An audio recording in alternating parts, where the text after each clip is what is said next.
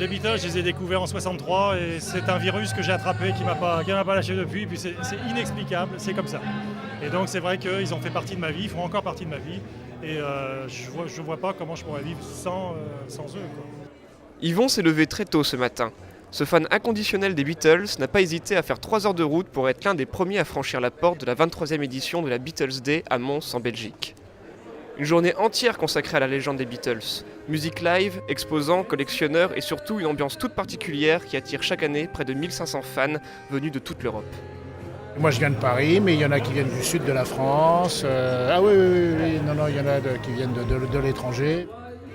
Pour les collectionneurs, c'est une mine car il y a encore des disques assez rares. Et on retrouve surtout des fans et puis des habitués de la Beatlesmania, on va dire.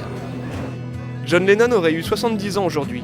30 ans après sa disparition, les Beatles sont toujours aussi populaires. Moi, par exemple, j'ai des enfants qui sont jeunes, et ils connaissent tout, quoi. Et sans que je leur ai imposé quoi que ce soit, ils connaissent cette musique-là, ça fait partie d'eux, ça fait partie de leur vie, ça fait partie du décor de la majorité des gens qui sont ici, quoi. Et certainement que ça passe de père en fils et de mère en fille, je pense. Vous vous mettez tranquillement assis dans un fauteuil, vous écoutez un CD des Beatles, je ne pense pas qu'on puisse y rester insensible. Il y a de la musique, il y a une poésie, il y a des harmonies vocales, voilà.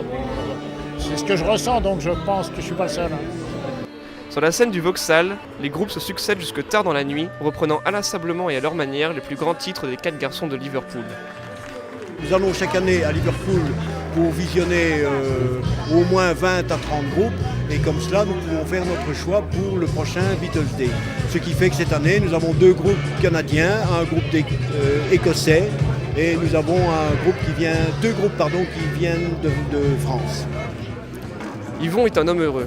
Il a eu la chance de rencontrer Paul McCartney quelques secondes, juste le temps de lui dire l'importance qu'avaient pour lui les Beatles.